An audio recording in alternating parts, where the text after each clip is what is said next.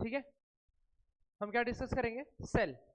तो सेल क्या है देखो, मैंने कहा an electric cell is a source of energy that maintains a continuous flow of charge, that maintains a continuous flow of charge. ध्यान देंगे प्लीज। तो सेल क्या है, सोर्स ऑफ एनर्जी है। सेल क्या है, सोर्स ऑफ एनर्जी, जो कि क्या करता है, कंटिन्यूअस फ्लो ऑफ चार्ज को क्या करता है, मेंटेन करता है सर्किट में। मेरी बात समझे कि नहीं, ठीक है ना, बस ये बात तुमको याद रखना है। और इलेक्ट्रिक सेल जो होता है केमिकल एनर्जी को किसमें कन्वर्ट करता है, इलेक्ट्रिकल एनर्जी में, है ना। जो सेल होता है वो केमिकल एनर्जी को किसमें कन्वर्ट करता है, इलेक्ट्रिकल एनर्जी में, है ना।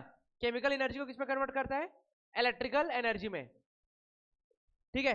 और सेल कितने टाइप के होते हैं, cell has a two type, yes और नो। सेल दो तरीके का होता है, कौन कौन सा, एक होता है प्राइमरी सेल, दूसरा, ठीक है, प्राइमरी सेल क्या है बताओ,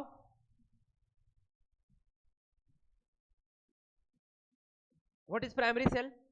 तो ऐसा सेल जो अगर एक बार डिस्चार्ज हो गया तो हम उसको दोबारा रिचार्ज नहीं करते, हम उसको फेंक देते हैं। जैसे एग्जांपल के तौर पे निप्पो की बैटरी, यानी जो वो बैटरीज आते हैं ना जो टॉर्च में या फिर रिमोट में यूज करते हैं, है ना। तो वो जो बैटरी, जैसे ये बैटरी है ना, रिमोट की जो बैटरी, ड्यूरासेल की जो बैटरी है, ये जो बैटरी है हम एक बार यूज करते हैं, दोबारा यूज नहीं करते। मेरी बात समझ रहे हो। तो ये कौन सा सेल होगा, प्राइमरी सेल। कौन सा सेल होगा, प्राइमरी सेल, हाँ है ना। और सेकेंडरी सेल क्या है, ऐसा सेल जिसको हम अगर डिस्चार्ज हो गया तो हम दोबारा रीयूज कर सकते हैं, हम उसको चार्ज करके।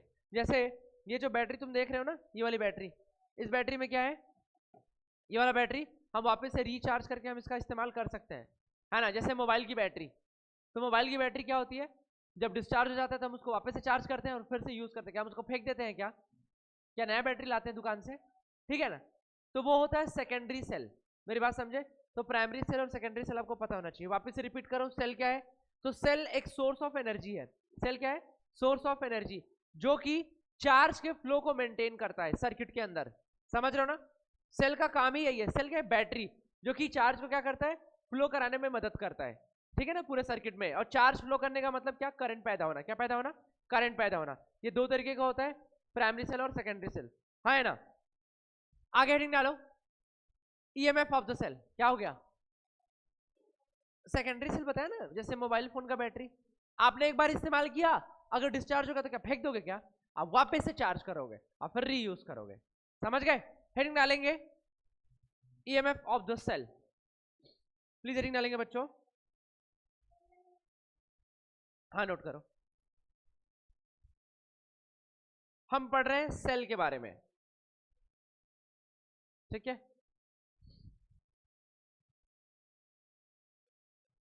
चलो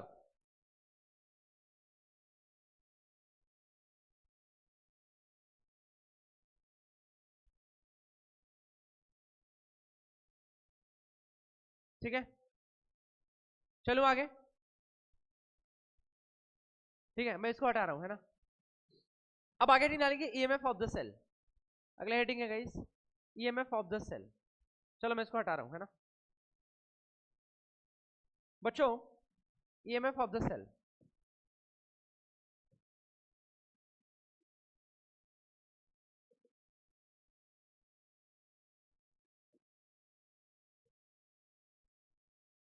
ईएमएफ ऑफ द सेल। अब ये सेल का ईएमएफ क्या है बताओ, कोई बताना चाहेगा। सेल का ईएमएफ, जैसे कोई भी सेल होता है तो उसका एक पर्टिकुलर ईएमएफ होता है, तो इसका मतलब क्या है। तो सेल का ईएमएफ वो इलेक्ट्रिक पोटेंशियल डिफरेंस है जो कि पूरे सर्किट में चार्ज को फ्लो करने में हेल्प करता है। मेरी बात समझे। अच्छा, सर्किट का मतलब क्या है, तो सर्किट में क्या क्या चीजें होता है, सेल और रेजिस्टेंस, यही दो चीजें होता है। ज्यादा से ज्यादा की लगा दोगे, है ना।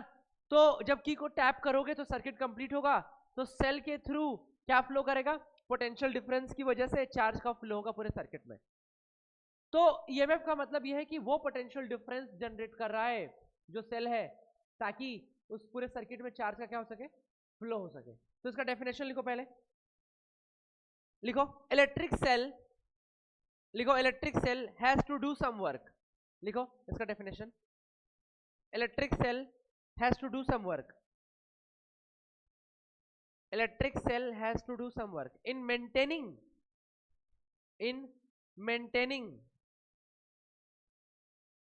the current through a circuit, in maintaining the current through a circuit. मेरी बात समझ आया? मैंने कहा कि जो ईएमएफ है वो ईएमएफ क्या है? तो भाई वो पोटेंशियल का डिफरेंस है जिससे पूरे सर्किट में चार्ज का क्या होता है? फ्लो होता है. तो अगला उसी में पॉइंट लिखेंगे फुल स्टॉप करके. The work done by the cell, the work done by the cell in moving a unit positive charge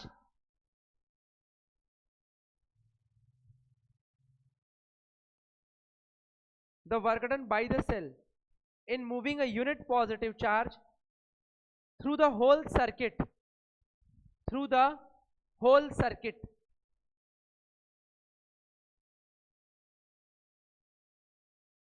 bracket में including the cell is called EMF, electromotive force of the cell. Electromotive force of the cell, समझ रहे हो? Electromotive force of the cell. तो guys अगर मैं बात करूं EMF की, किसकी बात करूं? ईएमएफ की. तो ईएमएफ जो होता है E बराबर W/Q. बात यह है कि अगर कोई सर्किट है, कोई क्या है बेटा? सर्किट. अगर मैं एक सर्किट बना दूं इस तरीके से, आपके सामने एक सर्किट मैंने बना दिया, एक रेजिस्टेंस ले लिया, एक सेल लगा दिया यहाँ पे और यहाँ पे की कनेक्ट कर दिया. आर रेजिस्टेंस है बेटा, इसका ईएमएफ ई है और ये की है. तो मेरे बच्चों जब की को टैप करूंगा तो ये सर्किट कंप्लीट होगा. और सर्किट कंप्लीट होने का मतलब यहां पर पोटेंशियल का डिफरेंस क्रिएट होगा. भाई ईएमएफ ऑफ द सेल का मतलब पहली बात तो ये समझेंगे कि भाई पोटेंशियल का डिफरेंस क्रिएट करना, पोटेंशियल का डिफरेंस क्रिएट करना. तो पोटेंशियल के डिफरेंस की वजह से यहां पे चार्ज फ्लो करेगा पूरे सर्किट में. तो ये चार्ज का फ्लो कौन करवाया? सेल करवाया. कौन करवाया? नहीं करवाया. ये चार्ज का फ्लो कौन करवाया पूरे सर्किट में? सेल करवाया ना. और चार्ज का फ्लो का मतलब क्या पैदा होना? करंट पैदा होना. तो सर्किट में क्या बह रहा है? करंट बह रहा है. तो करंट बहने का मतलब क्या? चार्ज का फ्लो करना. दोनों एक दूसरे को कन्वर्सली ट्रू कर रहे हैं, समझ रहे हो? तो यहां पर ये सर्किट में चार्ज का फ्लो करवाने में, है ना, जितना वर्क करना पड़ता है, जितना चार्ज है उसको फ्लो करवाने में जितना वर्क करना पड़ता है, वही है ईएमएफ ऑफ द सेल. आपको मैंने इलेक्ट्रिक पोटेंशियल का डेफिनेशन पढ़ाया था, आपको याद है? हाँ वही तो था, सही बात है. किसी चार्ज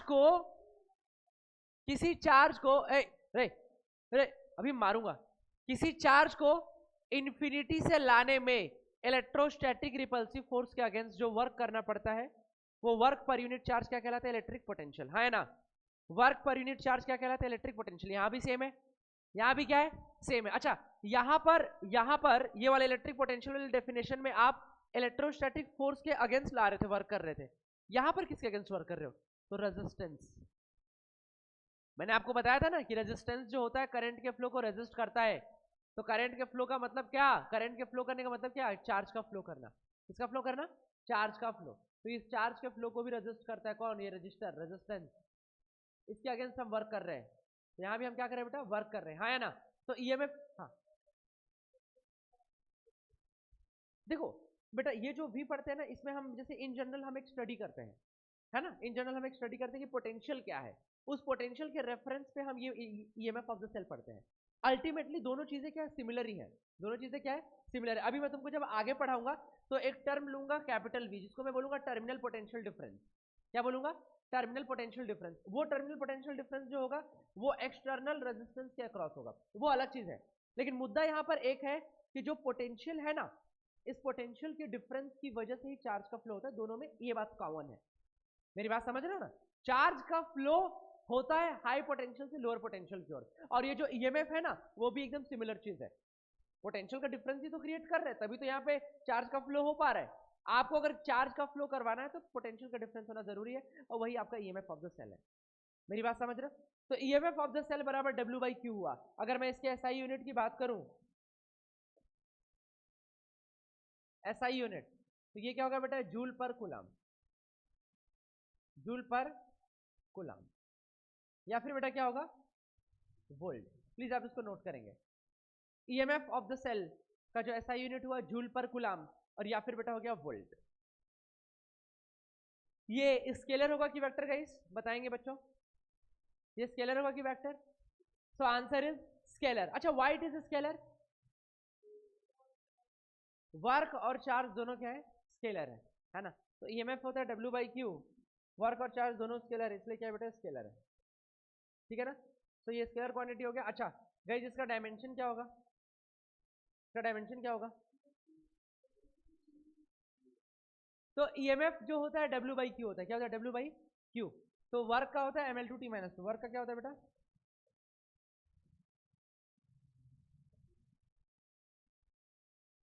और चार्ज का होता है बेटा? 80।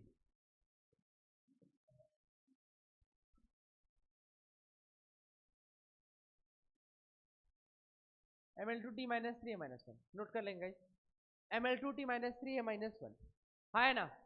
तो आपको ये चीज आना चाहिए। क्लियर मेरी बात?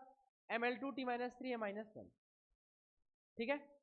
M L two T minus three A minus one हो जाएगा। समझ रहे हो मेरी बात? बोलो है ना? ठीक है, चलो अब आगे चलते हैं। आगे लिखेंगे, आगे नहीं डालो। डेफिनेशन ऑफ 1 वोल्ट, हेडिंग लिखो, डेफिनेशन ऑफ 1 वोल्ट। कभी कभी एग्जाम में भूले भट के पूछता है, आपको 1 एम्पियर का भी डेफिनेशन बताया गया है, तो डेफिनेशन ऑफ 1 वोल्ट लिखो।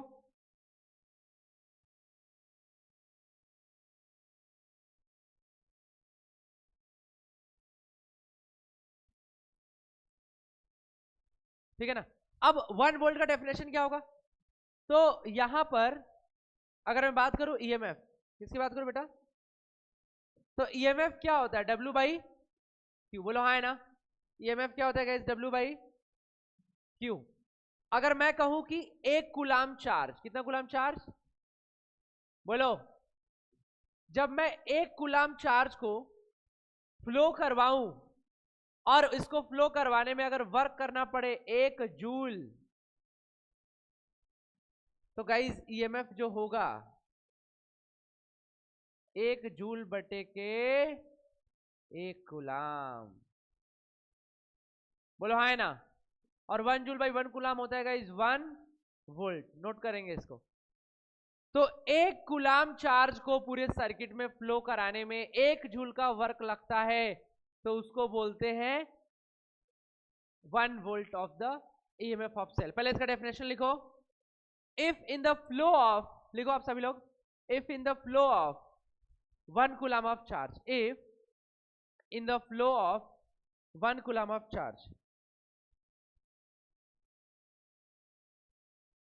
है ना, comma, the work done by the cell, the work done by the cell is 1 joule, the work done by the cell is 1 joule। समझ रहे हो मेरी बात? Comma, then the EMF of the cell is 1 volt। समझ गए? आया ना definition समझ में? 1 कूलाम चार्ज को फ्लो कराने में 1 जूल का वर्क लग रहा है पूरे सर्किट में, तो हम उसे क्या कहेंगे? क्या बोलेंगे? 1 वोल्ट। ठीक है ना? क्या बोलेंगे उसको? 1 वोल्ट। समझ गए? बोलो। उसी तरीके से आपको 1 एम्पियर का भी डेफिनेशन बताया गया था। कोई मुझे 1 एम्पियर का डेफिनेशन बताएगा? बताओ 1 एम्पियर का डेफिनेशन क्या था? 1 एम्पियर का डेफिनेशन नहीं, इसकी मदद से बताओ, ये फालतू है। हाँ, इसकी मदद से बताओ। तो 1 कूलाम चार्ज को किसी वायर के थ्रू फ्लो कराने में 1 सेकेंड लगता है, या फिर ऐसे बोलो कि 1 कूलाम चार्ज फ्लो करने में किसी वायर के थ्रू 1 सेकेंड लगता है, तो उसी को हम क्या कहते हैं? 1 एम्पियर। क्या कहते हैं? 1 एम्पियर। मैंने बोला if in the flow of 1 coulomb of charge, comma, the work done by the cell is 1 joule, है ना, इज कॉल्ड 1 वोल्ट। हाँ, is called 1 volt EMF of the cell. समझ गए? अब आगे हेडिंग डालेंगे गाइस इंटरनल रेजिस्टेंस। आगे heading डालो इंटरनल रेजिस्टेंस। आगे हेडिंग डालो इंटरनल रेजिस्टेंस। Internal resistance. कोई मुझे बताना चाहेगा ये इंटरनल रेजिस्टेंस क्या है?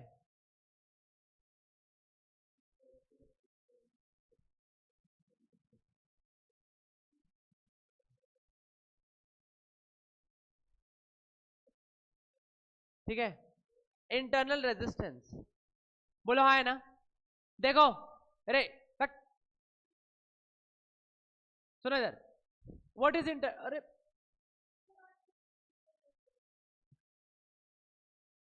इंटरनल रेजिस्टेंस क्या है बताओ? अंदर का रेजिस्टेंस। हर इंसान के अंदर एक रेजिस्टेंस होता है। अरे रुक पहले, क्या क्या बोल रहे हैं? पानी पानी होता है?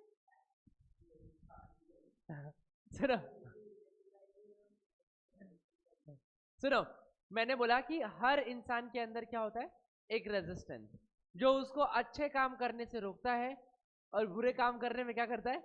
सपोर्ट करता है ना? ठीक है, इसीलिए मैंने बोला था कि रेजिस्टेंस अच्छा है तो बुरा भी है। देखो ये एकदम रियल फैक्ट है, हर इंसान के अंदर क्या होता है? रेजिस्टेंस होता है। नहीं होता है क्या? आप जब सुबह सो के उठते हो तो उठने का मन नहीं करता, किस लिए नहीं उठने का मन करता है? क्योंकि रेजिस्टेंस है आपके अंदर, है ना? वो रेजिस्टेंस आपको रोकता है ना? वो रेजिस्टेंस आपको आगे बढ़ने के लिए रोकता है। नहीं रोकता है कि नहीं रोकता है? रोकता है, समझ रहे हो कि नहीं? और बुरा काम करने के लिए सपोर्ट करता है, इसीलिए रेजिस्टेंस अच्छा भी है और बुरा भी है। उसी तरीके से सेल का भी खुद का एक क्या होता है? रेजिस्टेंस।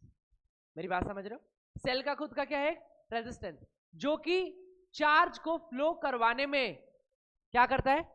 मदद भी करता है और साथ में क्या करता है? उसको रेजिस्ट भी करता है। क्या करता है? उसको रेजिस्ट भी करता है। तो इसका डेफिनेशन पहले लिखो, लिखो। Internal resistance of a cell, internal resistance of a cell is defined as, internal resistance of a cell is defined as the resistance offered by the electrolyte, the resistance offered by the electrolyte, resistance offered by the electrolyte of the cell, of the cell to the flow of current through it, to the flow of current through it, to the flow of current through it। समझ रहे हो? Full stop. It is denoted by small R, इसको small R से denote करते हैं। और इसका ऐसा यूनिट तो जानते हो, रेजिस्टेंस का ऐसा यूनिट क्या होता है? ओम होता है। समझ गए? है ना?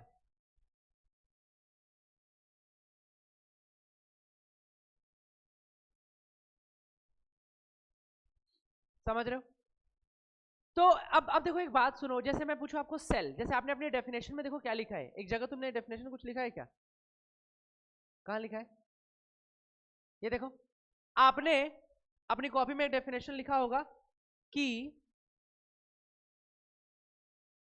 Electric cell changes chemical energy into electrical energy. देख रहे हो? इलेक्ट्रिक सेल केमिकल एनर्जी को किसमें कन्वर्ट करता है? इलेक्ट्रिकल एनर्जी में।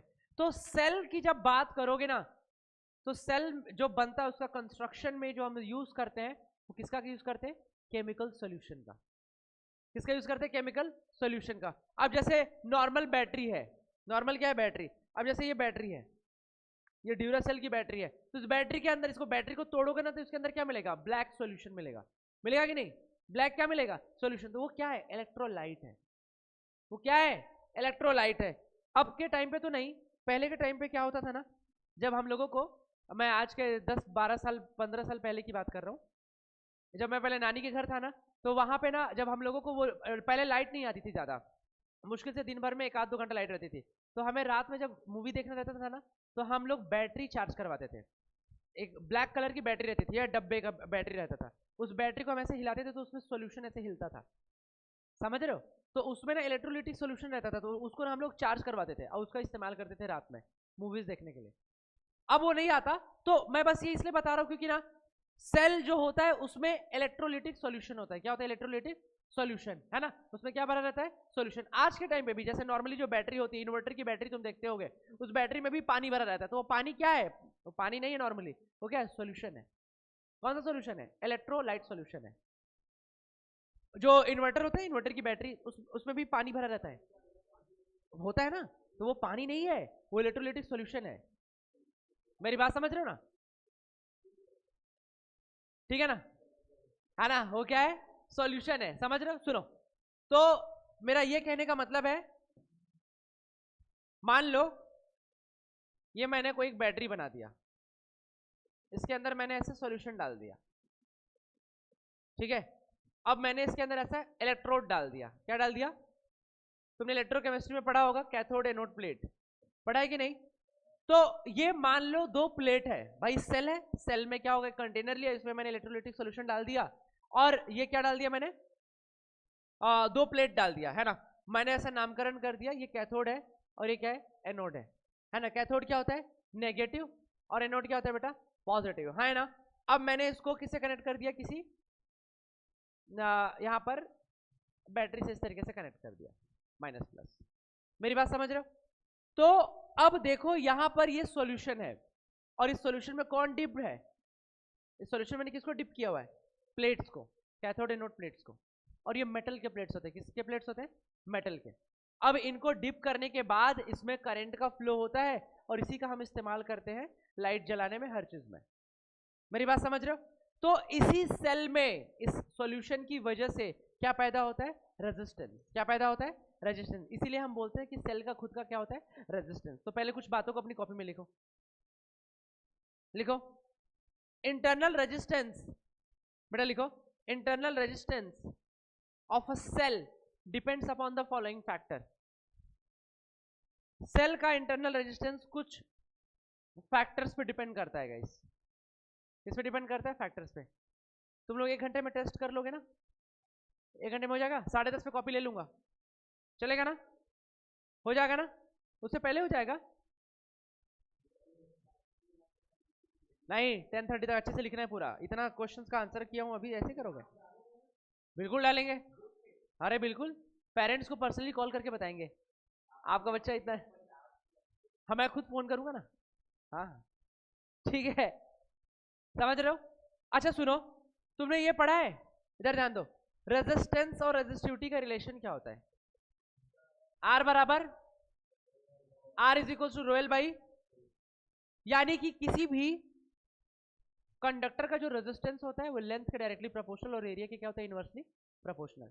साथ में रेजिस्टेंस किसी और बात पे भी डिपेंड करता है, बताओ कौन सी बात पे,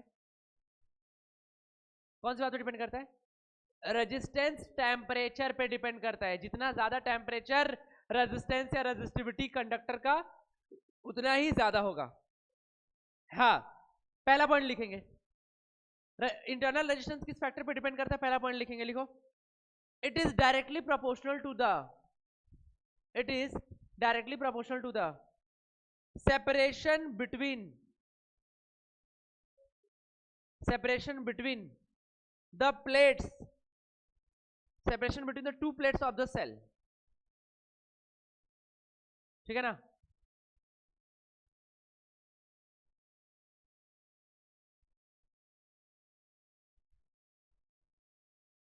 समझे क्या, मैंने कहा resistance is equals to rho L by area. तुमने अपनी कॉपी में लिखा है कि internal resistance of a cell किस बात पे डिपेंड करता है, तो वो जो प्लेट के बीच का सेपरेशन है ना, उस पर डिपेंड करता है। यानी कि रेजिस्टेंस, अगर मान लो इन दोनों प्लेट के बीच का सेपरेशन बेटा क्या है, डी है या एल कर लो, तो resistance is directly proportional to length. बेटा जितना ज्यादा प्लेट के बीच में गैप, उतना ही ज्यादा रेजिस्टेंस पैदा होगा। पूछो कैसे, अब प्लेट के बीच में गैप ज्यादा होगा तो चार्ज को फ्लो करने में ज्यादा मशक्कत करना पड़ेगा, ज्यादा मेहनत करना पड़ेगा। तो ज्यादा मेहनत करना क्यों पड़ेगा, क्योंकि रेजिस्टेंस ज्यादा है। मेरी बात समझ रहे हो ना, प्लेट के बीच का सेपरेशन ज्यादा, तो चार्ज इजीली कूद के नहीं जा पाएगा, जंप नहीं कर पाएगा। मेरी बात समझ रहे हो, पास रहेगा तो इजीली जंप कर जाएगा ना इलेक्ट्रॉन। मेरी बात समझ रहे हो, और ज्यादा गैप होगा तो उसको जंप करने के लिए ज्यादा मेहनत करना पड़ेगा, यानी कि इसका मतलब रेजिस्टेंस क्या है, ज्यादा है। रेजिस्टेंस क्या है, ज्यादा। तो जितना ज्यादा प्लेट के बीच का सेपरेशन उतना ही ज्यादा इंटरनल रेजिस्टेंस। दूसरा पॉइंट लिखो, it is inversely proportional to the plate area, it is inversely proportional to the plate area dipped into the solution, it is inversely proportional to the plate area dipped into the solution.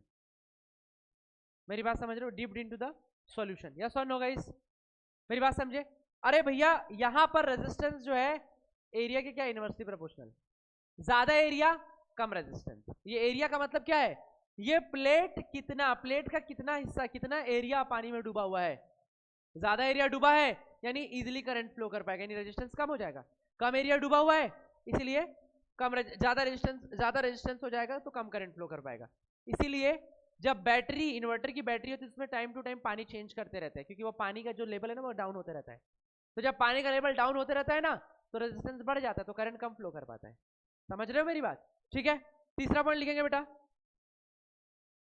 It depends on, लिखो, it depends on nature, it depends on nature, comma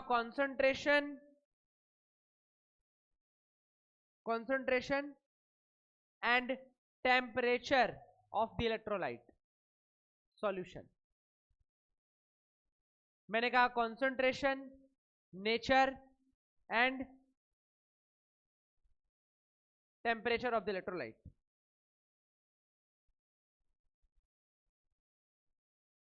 समझ गए? तो temperature के बढ़ाने से resistance या resistivity क्या होता है? इंक्रीज करता है। अपनी कॉपी में लिख लेना, अगर टेम्परेचर बढ़ा दोगे तो रेजिस्टेंस या रेजिस्टिविटी क्या हो जाएगा? इंक्रीज कर जाएगा। मेरी बात समझ रहे हो? तो ये सब बातें आपको आना चाहिए।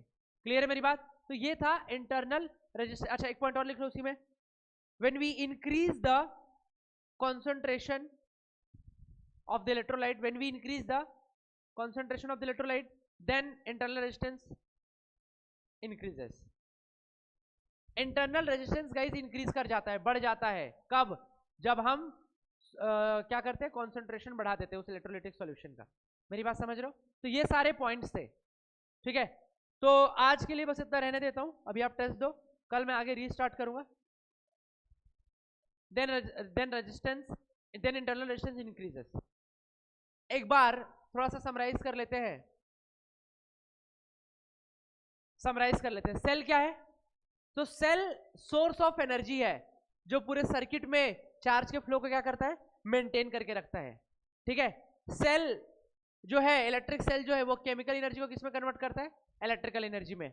याद रखना, इलेक्ट्रिक सेल जो है केमिकल एनर्जी को किस में कन्वर्ट करता है? इलेक्ट्रिकल एनर्जी में। ये दो तरीके का होता है गाइस, प्राइमरी सेल और सेकेंडरी सेल। यस और नो? प्राइमरी सेल और सेकेंडरी सेल।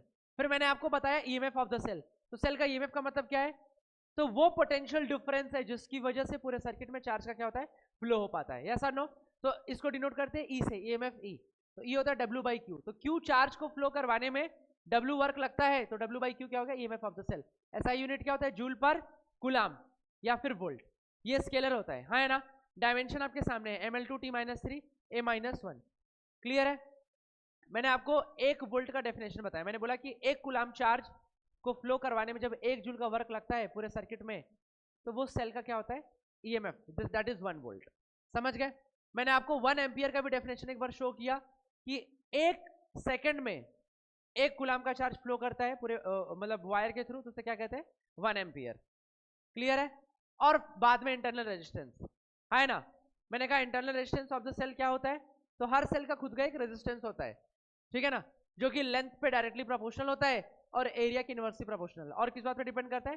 टेम्परेचर और कॉन्सेंट्रेशन पे। ज्यादा कॉन्सेंट्रेशन ज्यादा रेजिस्टेंस, है ना? ज्यादा टेम्परेचर ज्यादा रेजिस्टेंस, दोनों के बीच का गैप ज्यादा, दोनों ही प्लेट के बीच में, तो रेजिस्टेंस ज्यादा। अगर कम एरिया डिप्ड है तो भी रेजिस्टेंस ज्यादा। समझ रहे हो कि नहीं? पीछे समझ आ रहा है? ठीक है, चलो इतना रहने देते हैं, अब कल इसको और बेहतर ढंग से करेंगे। ठीक है।